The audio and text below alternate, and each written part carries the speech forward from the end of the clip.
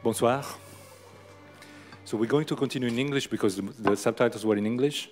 So if that is okay for everyone, my name is Francesco Pisano, I'm the director of the library at the UN. The UN Geneva was approached by Adelina von Fussenberg a little over a year ago with this idea that we loved from the beginning. That's why you see our logos there. We have a partnership also with other UN agencies that also contributed to supporting this idea and the realization. I have here on stage Adelina von Fussenberg, who took care of the production of these 11 short movies. I have Bettina Oberli, who's one of the filmmakers. She was also present at the world premiere in Rome a month ago. And Daniel Maselli of the Swiss Development Corporation. I believe your boss was talking about what you do there just before Ambassador Frutiga. We have 30 minutes together to discuss a little bit and also take questions if we have time, but 30 minutes is the time that was imparted to us. There will be un verre de l'amitié later on, so we want to match that time. Adelina, you had this idea. You went and fetched 11 movie makers from 11 different countries. Tell us about how this idea came to your mind, how you went about it. It's already on. Okay. So, in fact, these 11 movies, they were done in less than 1 year. We met with Bettina last year in November. I met this concept of the project, I should say that I met because it came in my mind after the large exhibition that Art for the World created at Chateau de Pantat and Travels in Brazil and in France and Italy, also with the help of the DDC, the Direction of Cooperation and Development, that I thank here very warmly because they supported us in all our quite incredible adventure that we had in all these last 20 years. And from this water exhibition, it came out the concept of interdependence, because in fact, the interdependence is really the key word for all of us. We are all depending one from each other, depending from the nature, from the elements, from our feelings, from our relationships, and what we eat, what we drink. So interdependence is really the key word that is totally apolitical, but in the same time is putting together everybody. So with this interdependence concept, came out last summer, and immediately I approached the former UN Director General Michael Muller, who encouraged me very, very warmly to go on with this project. So also, of course, Francesco was also very keen, and then we approached first of all Daniel Maselli, to whom we sent the project in November, but it was the COP24, and he was busy. In the meantime, we continue to invite the filmmakers, even if we're not sure that this will happen. And then in February, we got the first okay by the DDC. And so we start to do the work to collect the contact sponsors. What is very interesting that this project is not supported by one unique big organization like the former project that Art for the World did with for the High Commission of High Commission of Human Rights. When we did the 60th anniversary with other 20-second short movie, that was completely covered by the European Commission and by the, of course, by the UHCR. But this time, le parcours, it was very, very complicated because you went all around the world to look for support. So we had the support of the Indians through the Gail Company. Then we had the support of our partner CESC São Paulo. Then the Italians were very active with us, plus all the UN agencies, some of the UN agencies like WMO, like UN, which is here, who not only support but gave also the patronage, then UNDRR, then the Canton de Genève, the SEG. So we had an ensemble of various degree of support. And that was a challenge, parallelly working with the filmmaker. We were also doing the founding. So it was an ensemble of very interesting, very, in a way, with a great energy, very creative, goodwill.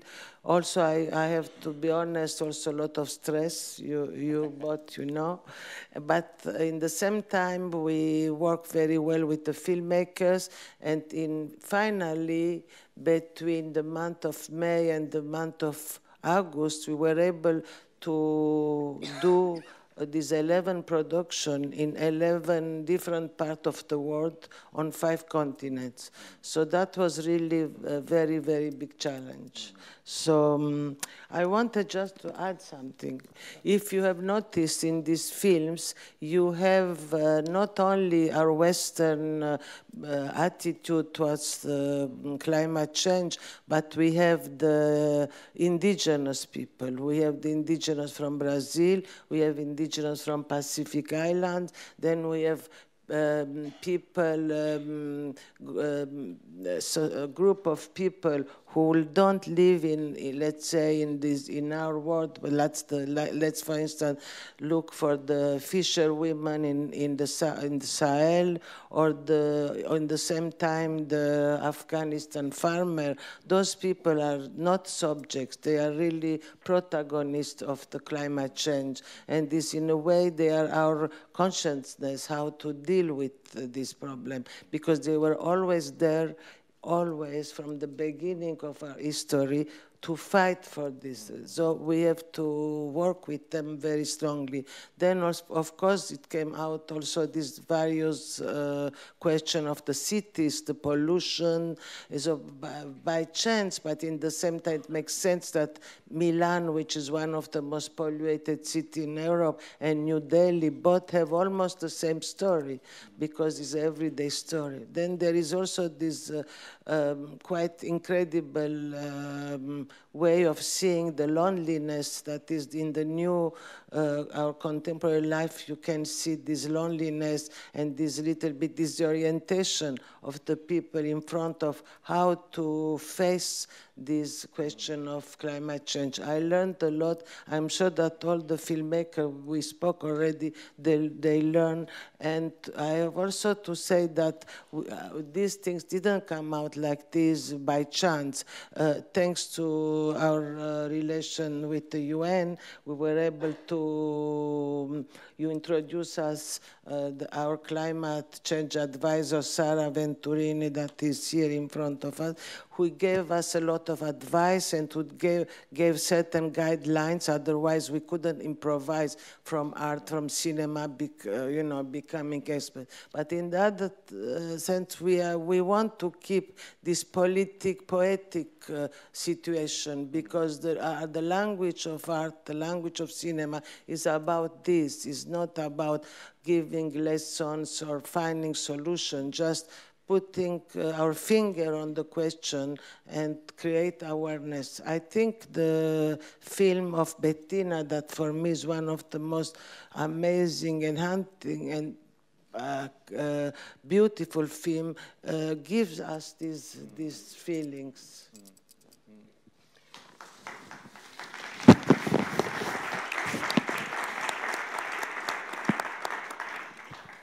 Well deserved, Adelina, also because, if I'm not mistaken, this is something I read in the press after you presented the movie in Rome as a world premiere.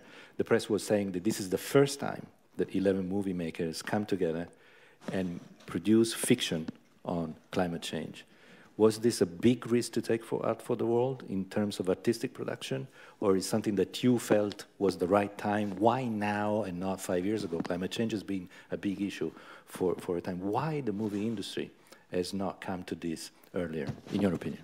Yeah, it was an article this summer on New York Times that was really asking why the film industry is not doing this sort of films. They didn't know, of course, we send the information then.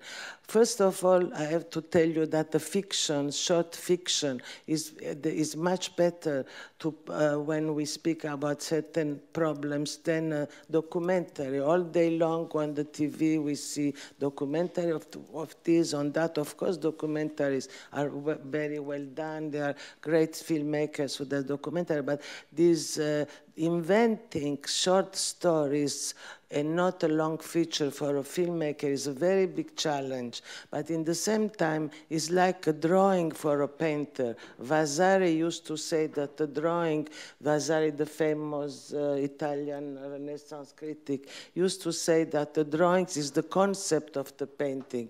So the short movies, the concept is really the idea of a long feature. So I'm sure that for each filmmaker is even sometimes more difficult in 5-10 minutes to give all these feelings, all these ideas than in a long movie. No? Let's continue to talk about feelings. Bettina Oberle, in your film there is a lot of Swiss touch. There is a lot of fear in that movie. How did you come to that movie? And tell us a little bit how you felt talking through the lens of the camera about climate change. Yes, my movie was the one on the glacier with the wolves and the rabbits and the goats. And when Adelina called me and proposed me this opportunity to say something or show something about this important subject, I immediately was very much interested because of course, I also are much thinking about where we are going and where will we end. And I have to admit, I'm not. When I developed the idea, I was in a pessimistic mood because I thought, yeah, it's too late. It's too late, and I cannot make a movie about everything will be okay because probably we won't. So I thought I would like to make something about dystopia, a world after the climate collapse. And for me, this woman is the last remaining, or one of the last remaining human beings on this planet. And then I was thinking about, I had two strong images in my head right from the beginning. It was the first sentence in the Bible, even if I'm not coming from the very religious education, but the first sentence that I learned was always that the earth was empty and it was a desert. And I thought I could make something where we will end, so the beginning would be the end. That was a strong image, and then I had the idea of a Noah's Ark, that maybe I could make a link between these two images, and so this was the general idea of kingdom. Yeah, that's where it came from.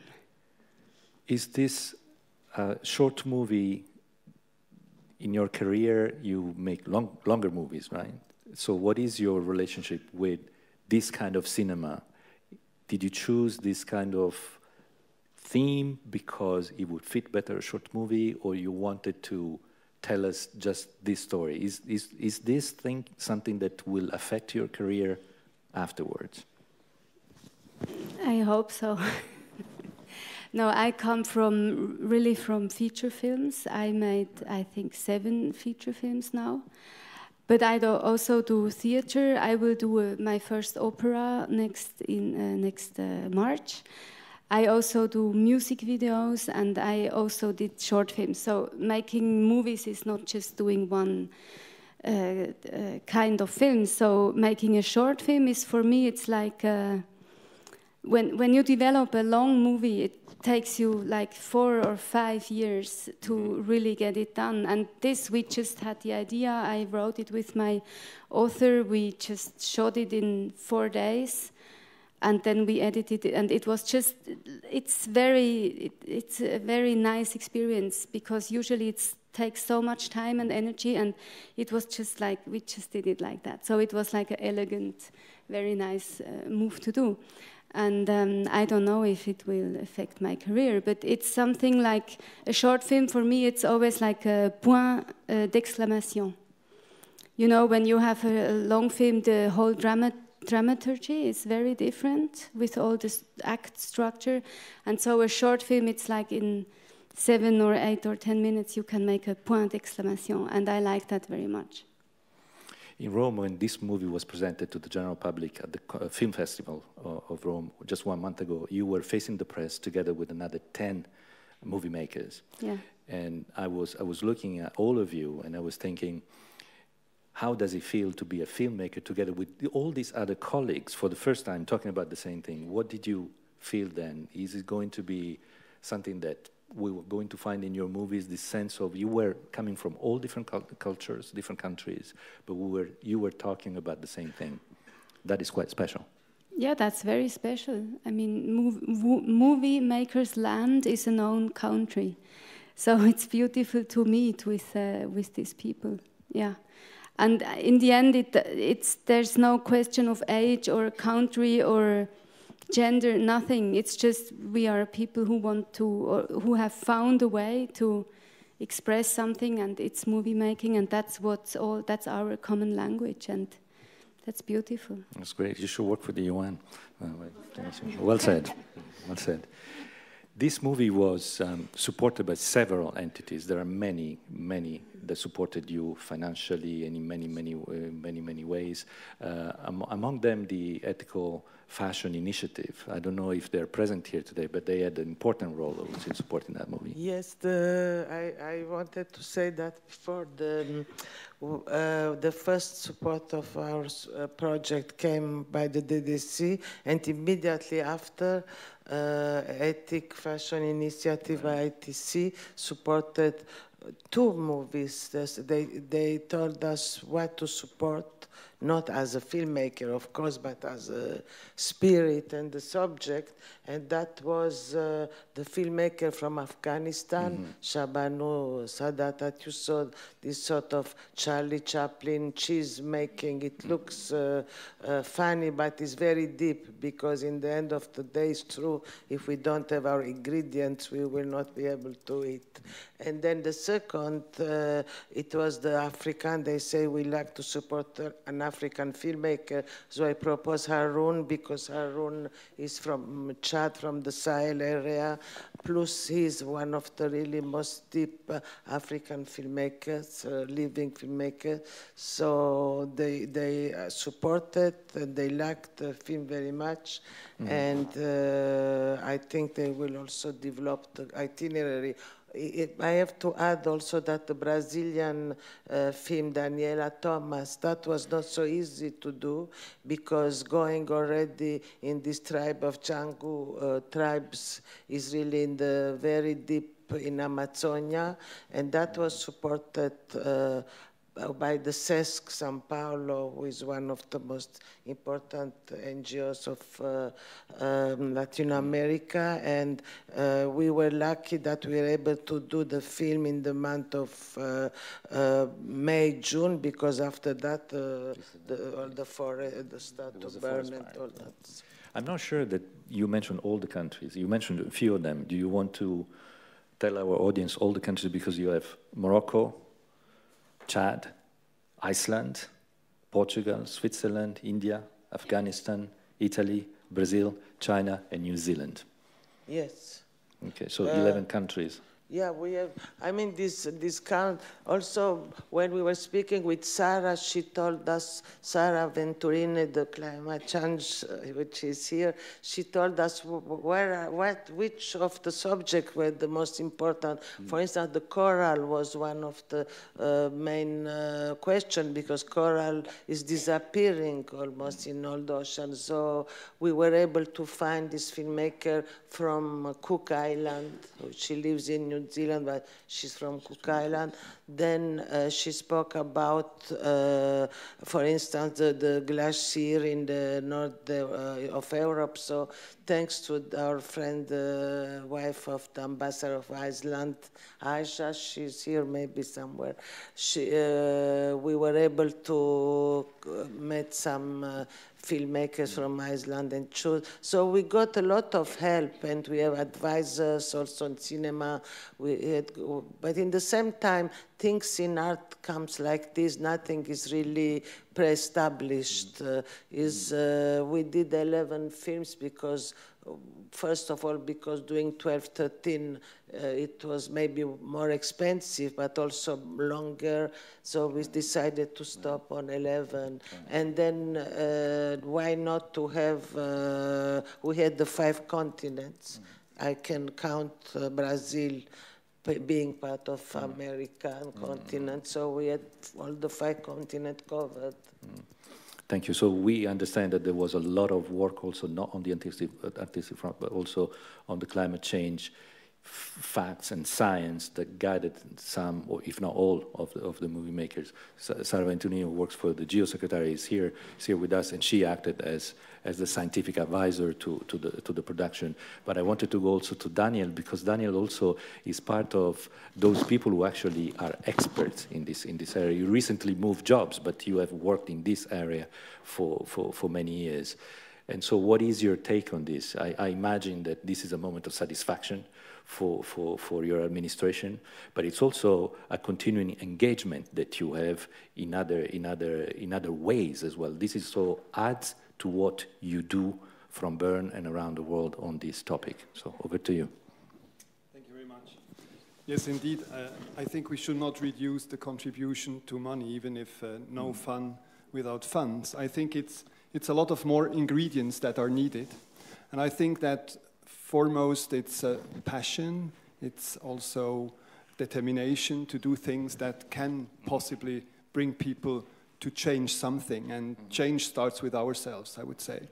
If I look back a little bit, I had the chance to attend the conference Rio +20 in 2012.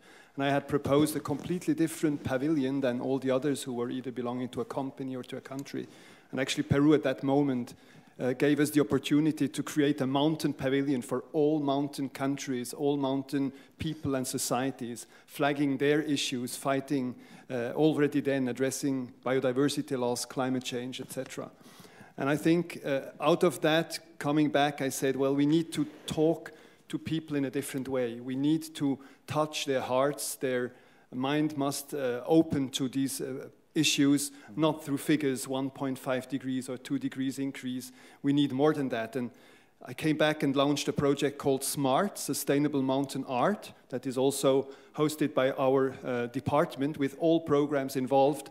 And actually, one of the first participants, artists from Switzerland, but also from abroad, was Laurence Piaget, who made pictures of the glacier in Valais, covered also to protect. So just to look back a little bit. But then this was not enough. You know, I think we, as a development agency, we need to mobilize and have movements, as was mentioned before. And movements need lots of people.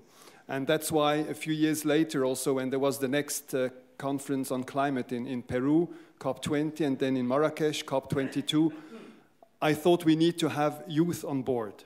The youth are the future, and having myself 4 children, I think it's really important to walk with them and to address the issues. So this is another emphasis we're trying to give at the Swiss Agency for Development and Cooperation. And it's maybe by chance, we both come from the same region in Switzerland, the Bernese Oberland, Bettina and myself. And last year, maybe some of you recall that there was this attempt of a Guinness World Record on the Aletsch Glacier with more than 125,000 carts being exposed. That was a bit earlier than the Greta movement. It was on the 14th or 15th of November that we exposed them. And why did I launch such an initiative out of an agency, the development agency of Switzerland? It's, I think, because we need really to understand the interconnections we have and the connectivity and the interdependence. If today you walk around, you can't change the world only with big things. You have to start with yourself, with small things.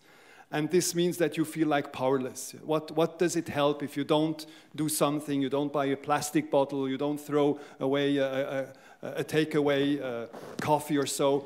Well, that's exactly what the youth feel. They say, well, what does it make as a difference? So by uniting so many young people who had written down a commitment, like a young girl, for instance, from Peru who had written, I will plant a tree in the yard of my grandmother out of the city. It's also giving the sense that we are not helpless if we unite ourselves. And I think this is also a message that is very strong in these movies. And ultimately, awareness raising, as was mentioned before, is fine, but that doesn't help. We need to change. We need to do concrete actions ourselves and then together. And then, of course, big organizations like the UN need to be helping, giving the frame conditions. But that's why we need to go to action. And when I went to Katowice last year with this postcard that had been printed by train, of course, I had my daughter, our youngest child, coming with me because I said, you need to see and feel what it is about. She was 15 or not even at that moment. And together, for instance, we took a resolution. We said, okay, from now onward, we won't buy anymore any plastic bottle for drinking water. If we are not capable to bring with us along a bottle of water because we don't think of it, what can we do? I mean, if we don't start changing things in a small way, we can never change the world and get the direction and the issues fixed as we were seeing in the movie. So this is really a strong appeal, and it needs a collective effort.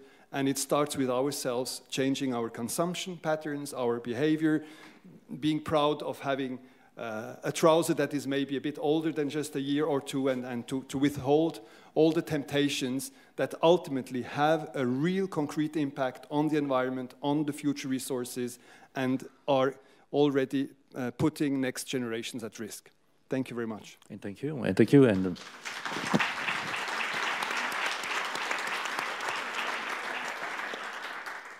and congratulations to the DDC Odessa. You have 3 or 4 acronyms depending on the official language used. Depending on the language. Exactly, but congratulations for the courage of also using art. This is not so traditional. I know that there are other countries that are using art, and Adelina is one of those who have started to use art for the greater good. Art for the World is the name of the NGO that you created. But for state actors, for governments, it's not so common. So what did you learn as an entity from this experience? Because actually you are the main state founder of this, and this something came out as an experience. Did you learn something as an institution from this experience? Well, I think the learning still has to come. My vision is that these movies are going to be used, you know. The most important is to use these movies. It's not to have them created. This is a great act, but now it's all about the diffusion. So I think the learning has still to come, because they have just been launched now in 3 places.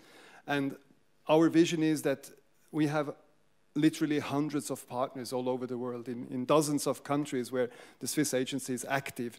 And let's say from Southern Africa, for instance, we got more than 40,000 cards. They were so proud, the children from Zimbabwe, from Zambia, to know that their cards would be exposed on a glacier. They don't know what a glacier is really, from touching, you know.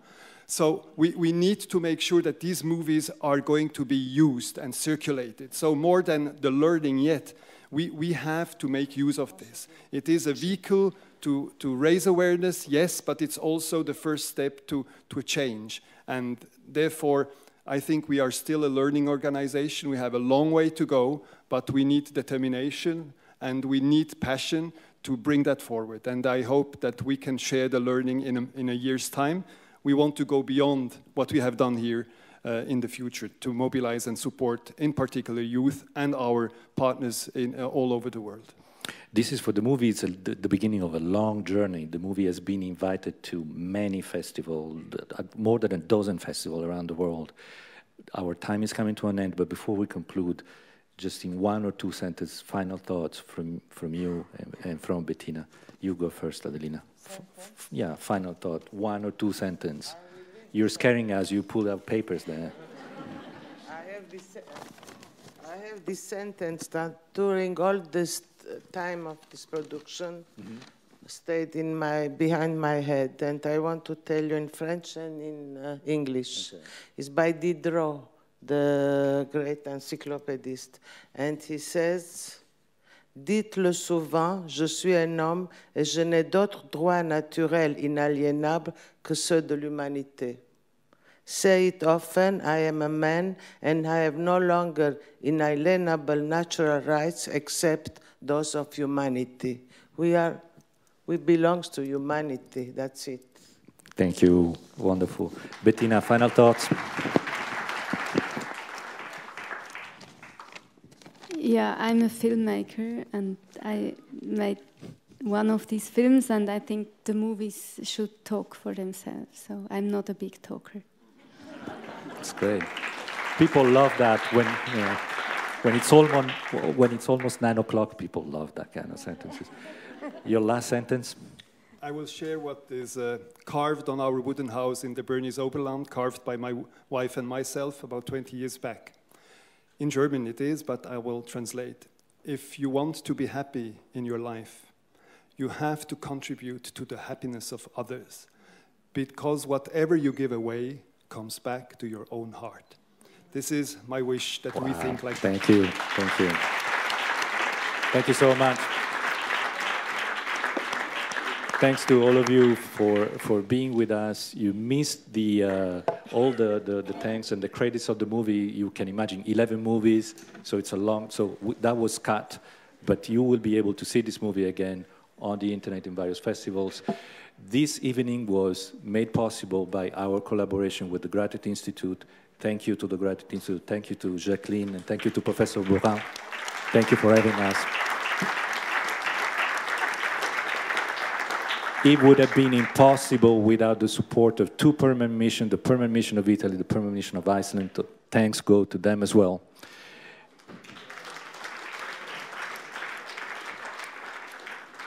And none of you would be here without the help of those men and women first, and then men who made this possible, all our collaborators, the team that put this together and worked very hard for it. And now there is, refreshments are served out of this room to the left, downstairs. It's just a verre de l'amitié. Don't expect a full restoration service, although it's late, but it's a verre de l'amitié. Thank you for being with us. Enjoy.